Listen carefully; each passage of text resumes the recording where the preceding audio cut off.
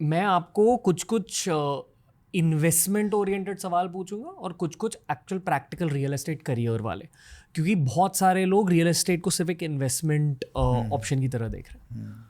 पहला सवाल ये है कि एक मिडिल क्लास बच्चे के लिए जिसे रियल एस्टेट इन्वेस्टमेंट करनी है but as a passive income source, ठीक है, उसके लिए गेम प्लान दीजिए। गेम प्लान है पहले कि भी आपने कोई पैसे जोड़ लो, उतने पैसे जोड़ लो कि भी अगर वो मुझे वहाँ से इनकम नहीं भी आई तो वो मेरे लिए एक लर्निंग होगी, लेकिन मेरा रिग्रेट कभी नहीं होगा। आपके पास 10 लाख रुपए हैं, 10 लाख से भी आप इनकम अपनी शुरू कर सकते हो। आपके पास 1 करोड़ है तो उस तरीके की रिटर्न आएगी। रेजिडेंशियल के ऊपर आप मान के चलो 10 से 20% की रिटर्न है। In the commercial depend on कि भी कितने पैसे आप लगा रहे हो, उससे उस तरीके की है। Start closing, start watching the new projects कि जो प्री लॉन्च में आ रहे हैं। कुछ शहरों में प्री लॉन्च 15 लाख का भी हो रहा है, कुछ शहरों में प्री लॉन्च शुरू ही 1 करोड़ से हो रहा है। So it depend on which city you belong to. जो आपको पैसे के साथ पैसे बनाने हैं, start closely watching the pre launch. रफली would you say it begins at 10 lakh 10 lakh rupees, वो 10 लाख safe से number? 10 लाख से शुरू हो जाता है। तो उन 10 लाख रुपयों को थोड़ा सा एक रिस्की इन्वेस्टमेंट के पर्सपेक्टिव से देखना चाहिए। रिस्की नहीं, आपने बोला पैसिव इनकम, रिस्की बिल्कुल नहीं। रिस्की होता है कि मेरा 10 लाख अगर डूब गया तो no, I am not saying it. It's like 10 lakh के साथ कितने पैसे आएंगे, या 10 लाख से कोई पैसिव इनकम होगी कि नहीं होगी। गलत जगह इन्वेस्ट करें तो ये है कि भी पैसिव इनकम नहीं है, लेकिन वो पैसे तो ज़रूर वापस आएंगे। ओके, ठीक है, and keep an I out for projects वो कमिंग। द प्रोजेक्ट में डेवलपर का बैकग्राउंड, उसका पैशन, उसकी अपनी लाइफ स्टोरी, क्या क्या उसने करा है, एंड जिस भी बिजनेसेस में उसने काम करा है कितनी शिद्दत के साथ करा है। इट्स एज गुड एज, मैंने आईपीओस के लोगों को देखा है कि it's like pre launch IPOs. It's like कि भी डेवलपर की सोच क्या है, जो प्रमोटर है उसकी सोच क्या है, कि भी ये कहाँ पर पहुंचेगा, and people invest according to it. Okay, hypothetically अगर आप आज एज 25 के होते हैं, okay, with the knowledge you already have gained, with the same knowledge you have right now, okay, और आपके पास 10 लाख होते हैं, ठीक है। तो वो 10 लाख आप 1 करोड़ में कब तक बदलते with your knowledge? With my knowledge 10 lakh को मैं 1 करोड़ में, मेरा ख्याल है 2-1 साल में कर देता। ओके, मैक्स 2 years रोटेट करके, हाँ। रोटेट मतलब एक जगह पे पैसे एक डाले, जगह पे पैसे डाले, एग्जिट लिया, देन दूसरी जगह पे पैसे डाले, एग्जिट लिया, धीरे धीरे धीरे धीरे एक जगह पे पड़े रहेंगे मेरे पैसे, तो वो 10 लाख के 1 करोड़ होने में या 2 करोड़ होने में इट विल टेक गुड 10 years। and is it a 1:10 ratio? So if I tell you 1 crore, you'll be able to turn it into 10 crore in the same 2 years.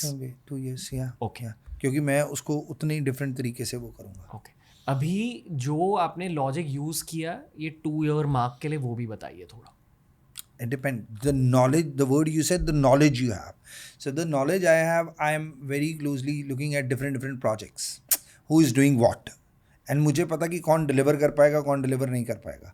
मुझे पता आज प्री लॉन्च है। प्री लॉन्च का मतलब होता है कि अभी मार्केट में नहीं गया। So it's like the development and the before the construction, before it opened for the public. So it's like that is my relationships, and I know that which developer is doing. Pre-launch भी एक होता है। Pre-launch is, for example, Ranveer has acquired a land or acquiring a land, and I am in touch with Ranveer, and I know what kind of building plans and what is his vision. So I will go and give you some money today, that here is my chunk, and I want to be the part of this journey. And I don't want to be a partner, but जैसे ही आप launch करोगे मुझे बताना कितने पे launch करना। आप कहते हो मैंने जी लॉन्च करूँगा 70,000 रुपये स्क्वायर फीट पे ना, ओके। अगर यार आज मुझे मैं कुछ पैसे दे रहा हूँ, अभी तो लॉन्च को भी 1 साल पड़ा, तो मुझे कुछ डिस्काउंट दे दो।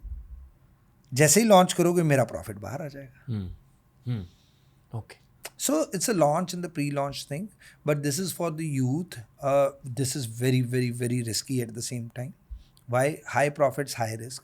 क्योंकि अगर लेट्स से किसी ने भी ये प्लान करा, अनफोर्सीन सर्कमस्टांसेस हो गए, the person doesn't exist, your money is gone.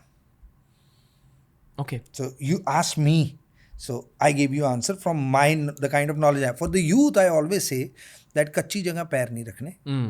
Go slow, go easy, gain your own experience, right, and don't put all the eggs in one basket. कभी भी बेट एक होर्स पे नहीं लगानी, डिफरेंट डिफरेंट करो। Real estate projects में लोग बर्बाद कैसे होते हैं? ओवर कमिटमेंट है। when you are mismanagement of the funds, you try to go against the policies. Now what is mismanagement of fund? अपने आप को बड़ा दिखाने के लिए आपके पास थे 10 करोड़, आपने प्रोजेक्ट ले लिए 1000 करोड़ के कि पैसे तो आ ही जाने. This is a developer side of story. When your stakes are good 30 to 50% in the game, land belongs to you. You never go wrong. Now, from a consumer point of view, आपने developer के ऊपर पैसे लगाए, project के ऊपर पैसे लगाए, without knowing कि इट्स दिस लैंड गवर्नमेंट ने सारी अप्रूव कर दी है कि प्री अप्रूव्ड है, कि अभी तक अप्रूवल नहीं. इसी को प्री लॉन्च बोलते हैं कि without the approvals, without anything आपने बेट लगा दी. This is in continuation of that too. तो 10 लाख के 2 करोड़ तभी बनने हैं when the risk taking capacity is high. मेरे अगर 10 लाख गुम भी हो गए तो मुझे कोई फ़र्क नहीं पड़ेगा. बट अगर किसी बंदे के पास 10 लाख ही है एंड उसने 10 लाख ही लगाने हैं तो कच्ची जगह पैर नहीं रखेगा.